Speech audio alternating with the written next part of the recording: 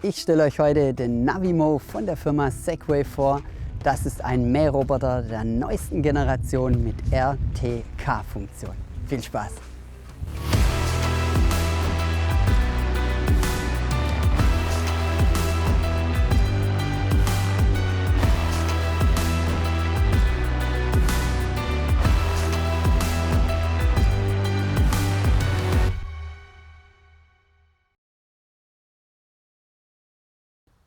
RTK steht für Real-Time Kinematic und ist im Mähroboterbereich eine relativ neue Technologie. Das bedeutet, dass der Navimo von der Firma Segway kein Begrenzungskabel mehr benötigt, sondern er fährt komplett nach GPS-Koordinaten. Vielen Dank erstmal an die Firma Mähroboterwelt.de, die uns diesen Navimo zur Verfügung gestellt haben. Und wir, wenn ihr uns kennt, unseren Kanal kennt, wisst ihr, dass wir uns dadurch natürlich weder positiv noch negativ beeinflussen lassen. Wir sagen immer unsere ehrliche Meinung. In diesem Video seht ihr den Navimo. Wir stellen den Navimo in der Theorie vor, was er kann, was seine technischen Eigenschaften, seine Features sind. Und in einem weiteren Video seht ihr dann, wie er sich in einem Langzeittest schlägt. Denn der Navimo darf bei uns 3 Testflächen mähen. Das ist einmal mein Rasen. Dann haben wir beim Alex noch eine sehr schöne Fläche mit Bäumen, mit Steigungen, alles Mögliche. Und er kommt natürlich auch auf unsere Mähroboter-Testfläche mit über 1000 Quadratmeter, mit Bäumen, mit Steigungen und auch verschiedene Grasarten und Grassorten, damit wir einfach sehen, wie er da funktioniert. Und jetzt hätte ich gesagt, los geht's. Von der Flächengröße vom Navimo gibt es hier 4 verschiedene Modelle. Es gibt den 500E, den 800E, den 1500E und es gibt den 3000E. Die Zahl bedeutet immer die maximale Quadratmeter, die dieses Gerät mähen kann. Wir haben jetzt hier den 800E und im Grundprinzip sind aber alle gleich. Die unterscheiden sich dann mal vom Akku. Aber sonst vom Design, von der Größe, von der Fahrgeschwindigkeit, alles sind sie gleich. Und ja, sie sehen alle aus, als ob es eine Mischung zwischen Thermomix und Dyson wäre. Die haben alle so einen Zyklonen-Staubsaugerbeutel integriert. Muss sagen, sieht optisch, ist jetzt kein besonderes Highlight, meine ehrliche Meinung. Aber die haben sich da schon was dabei gedacht, denn hier ist auch ein Sensor drin, der erkennt, wenn der Mähroboter sich Menschen oder Tiere nähert oder wenn sich jetzt auch ein Mensch oder ein Tier dem Mähroboter nähert, dann erkennt der Sensor das und schaltet sozusagen den Mähmotor aus. Das ist schon mal ein richtig cooles Sicherheitsfeature. Und weitere Feature hätte ich gesagt, gehen wir mal genauer drauf ein, vor allem auch, was die Pfefferminzdose hier oben drauf ist. Der eine oder andere denkt sich jetzt, was für eine Pfefferminzdose. Sorry Leute, aber das Teil, das nennt sich Vision Fence. Es hat ein sehr gutes Feature mit drin. Es sieht aber meiner Meinung nach auch aus wie eine Pfefferminzdose. Aber ihr habt hier die Wahl. Serie wird er erstmal ohne ausgeliefert. Und dann habt ihr noch die Wahl zwischen Ultraschallsensoren, wo er Hindernisse erkennt und sie auch umfährt. Oder über das mit dem Vision Fence. Das Vision Fence hat eine Kamera integriert und durch die Kamera erkennt er Gegenstände und kann sie somit noch besser umfahren. Und das werden wir natürlich auch testen. Das bedeutet, wir haben hier wirklich alles Zubehör, ein High-End-Zubehör, um das bestmöglichste Mähergebnis zu generieren. Dann hier oben drauf haben wir erstmal eine Stopptaste, wie bei jedem Mähroboter auch. Dann haben wir noch 3 weitere Tasten, wo man ihn dann auch noch starten kann, das Menü bedienen kann und auch heimschicken kann. Und hier oben ist dann noch ein Regensensor. Was auch noch dazu kommt, und das finde ich richtig praktisch, er hat hier einen schönen Tragegriff, wo ich ihn richtig schön anheben kann und schön wegtragen kann. Vom Gewicht selber, er hat jetzt um die 16 Kilo, finde ich jetzt nicht allzu besonders schwer, aber auch nicht zu leicht. Eigentlich eine ideale Größe oder ideales Gewicht, um ihn auch mal von A nach B zu tragen oder wenn irgendwas nicht passt, ihn einfach wieder in die richtige Bahn zu lenken. Muss ich ehrlich sagen, ist soweit völlig in Ordnung. Der ganze Navimo macht beim Auspacken schon richtig Vorfreude, denn die Wertigkeit, die gesamte Verarbeitung von dem Navimo ist wirklich auf extrem hohem Niveau. Es fühlt sich alles richtig klasse an und selbst beim Griff habe ich mir zweimal die Frage gestellt, ist es jetzt Metall oder ist es Kunststoff? Ist es Kunststoff? Er fühlt sich haptisch sehr gut an und sieht auch optisch alles sehr gut aus. Die ganze Verarbeitung, alles ist wirklich sehr gut. Wenn wir ihn rumdrehen, sehen wir von unten, sehen wir ihn auch mal. Er hat ganz normale Räder, wie gewohnt von Husqvarna auch. Er kann minimal ca. 1 cm eine Höhe ausgleichen. Da gibt es Mähroboter, die deutlich mehr geländetauglicher sind. Und auch diese Räder, die finde ich sehr gut. Die haben ein sehr gutes Profil, die sind ordentlich breit, nicht zu schmal, nicht zu breit und sind meiner Meinung nach völlig in Ordnung. Ich glaube auch, dass er richtig gut Traktion hat. Ihr seht auch, wir haben ihn schon fahren lassen, allerdings nur ein ganz kurzer Test. Und da haben wir gleich festgestellt, dass er richtig gut Traktion hat. Das ist der Mähteller. Der Mähteller hat eine Schnittbreite von 21 cm bei allen Modellen und kann die Schnitthöhe von 30 bis auf 60 mm verstellt werden, auch bei allen Modellen. Und wie ihr auch hier umfassend seht, hat er hier ordentlich noch einen Messerschutz, weil der Teller auch ordentlich versetzt ist und dadurch haben wir auch ein gutes randnahes Mähen. Ich hätte gesagt, wir tragen ihn mal in die Ladestation und zur Ladestation sage ich dann auch noch was, weil bei den RTK-Systemen muss man Acht geben, wo man die Ladestation bzw. die RTK-Antenne hinstellt. Der Akku ist soweit geladen, wir können ihn ja auch gleich fahren lassen. Der Akku hat übrigens 5,2 Ampere-Stunden bei diesem Modell und ich meine bei dem 1500er sind es 7,8 und bei dem 3000er müssten es um die 10 Ampere-Stunden sein. Und dadurch muss der Mähroboter auch nicht permanent laden, sondern er kann auch ordentlich mal Strecke machen und dadurch kommt er halt auch dann die 1500 oder 3000 Quadratmeter. Von der Station selber her, ihr seht, ich habe die jetzt bewusst hier aufgestellt. Da wo mein anderen Mähroboter, mein Husqvarna steht, am Haus dran, hat der Navimo keinen Empfang.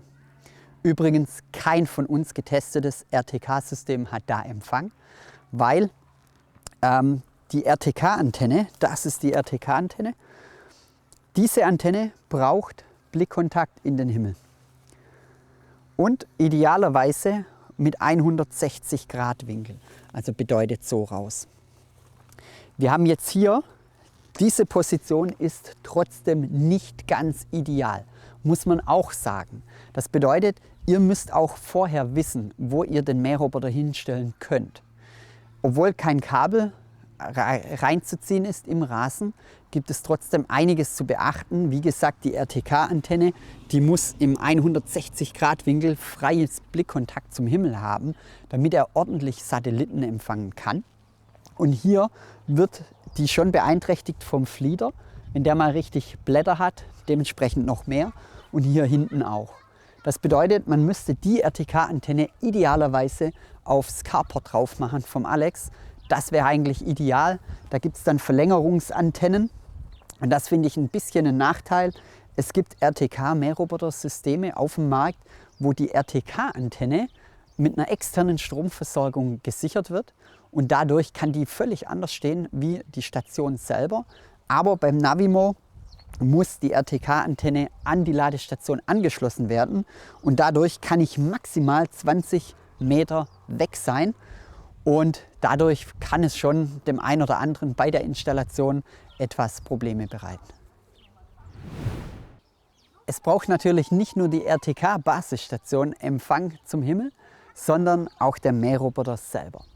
Wenn der Mähroboter jetzt abgeschirmt wird durch Häuser, durch Bäume, durch whatever, dann kann natürlich sein, dass er das Signal verliert.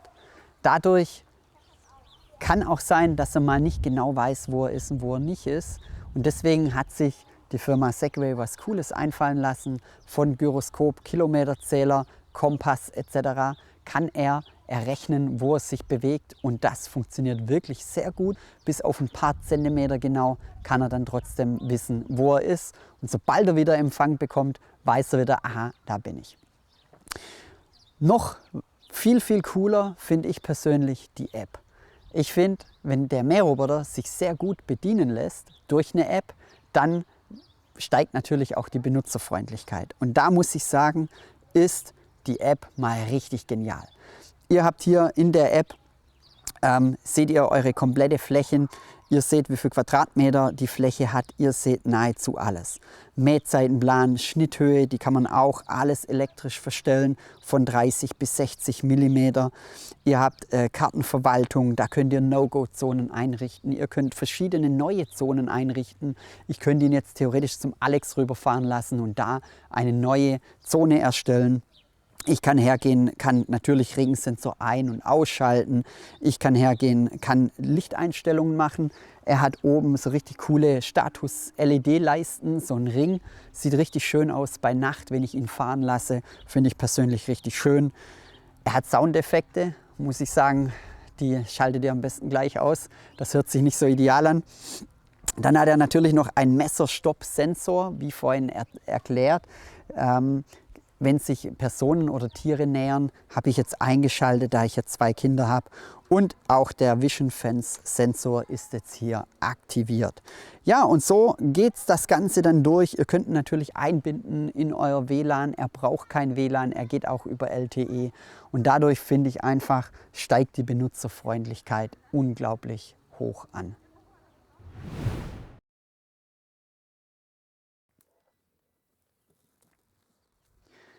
Bevor ich den Mähroboter starte, muss ich natürlich erstmal ihm eine Karte anlegen bzw. sagen, wo er mähen darf und wo er nicht mähen darf. Und das geht total einfach. Ihr fahrt im Prinzip einmal eure Grundstücksgrenze entlang ab und das Ganze alles nur per Handy.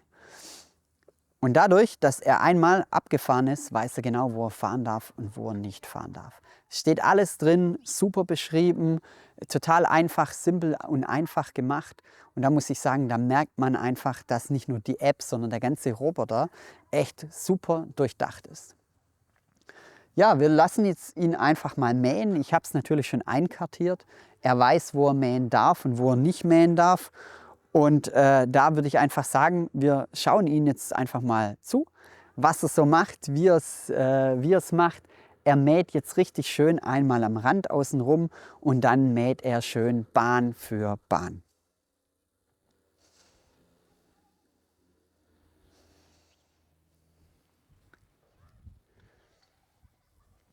Auch hier die Randnavigation, wie man hier sieht. Das ist ziemlich genau bis auf 2 cm plus minus, so wie ich es eingestellt habe, wie ich es einkartiert habe. Und da muss man auch sagen, natürlich, wenn er Empfang hat, dann hält er bis auf 2 cm hält er das richtig gut ein. Das macht er echt klasse. Da, wo er keinen Empfang hat, kann natürlich auch mal sein, dass er mal auf die Steine rausfährt oder dann einfach zu weit im Rasen drin bleibt. Ihr hört es vielleicht auch, ich gehe jetzt mal näher.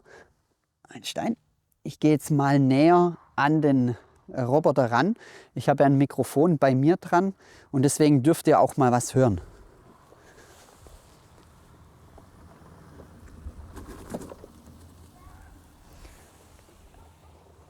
Der Robi, er läuft, er mäht. Das bedeutet, er ist mega leise. Ihr hört den Roboter so gut wie nicht. Die Radmotoren, ich habe noch nie so einen leisen Mähroboter gehabt und auch gesehen. Die Radmotoren sind echt einzigartig, die sind so mega leise. Ich gehe noch mal runter. Man hört gar nichts. Man hört wirklich nichts. Bis auf das Schneiden vom Gras, auch der Mähmotor ist leise und das verdankt der Navimo, der speziellen Nabentechnologie. Das bedeutet, er hat keinen normalen Elektromotor mit Planetengetriebe, sondern ein direktes Nabengetriebe. Und dadurch ist er so mega leise. Der Navimo fährt jetzt schön Bahn für Bahn und überlappt diese Bahn auch noch. Und Da bin ich der Meinung, er ist ein relativ gemütlicher. Er fährt relativ langsam und gemütlich daher. Und dadurch, dass er nur 21 cm Schnittbreite hat und diese auch noch versetzt, braucht er relativ lange, um meine Fläche hier zu mähen, nämlich ziemlich genau 3 Stunden. Und das finde ich schon relativ lange, denn ich möchte auch den Rasen betreten, beziehungsweise ich möchte auch, dass meine Kinder hier spielen. Und dann kommt man wieder in den Punkt, wann lasse ich den Mähroboter fahren, weil in der Nacht soll man ihn natürlich nicht fahren lassen, da Igel etc. unterwegs sein können. Und was man auch sagen muss, das Vision Fence funktioniert nachts nicht. Und das finde ich auch schon mal etwas ein Punkt, wo ich sage, dann bringt mir natürlich auch das Vision Fence nichts. So, ihr habt es im Hintergrund gesehen, er umfährt schön die Pfosten. Wir lassen ihn jetzt mal herkommen und dann sehen wir auch, wie gut er Personen umfährt, beziehungsweise man sieht es jetzt auch wieder ganz gut am Pfosten, wie gut er das macht. Er kommt jetzt wieder in seine Bahn rein. Und da muss ich sagen, das haben sie richtig gut gelöst. Durch das Vision Fence ist natürlich schon mal ein deutlicher Unterschied im Vergleich zu einem Ultraschallsensor. Auch hier wieder, er erkennt mich, wird langsamer, setzt zurück, schaltet kurz den Mähmotor aus und umfährt mich dann astrein.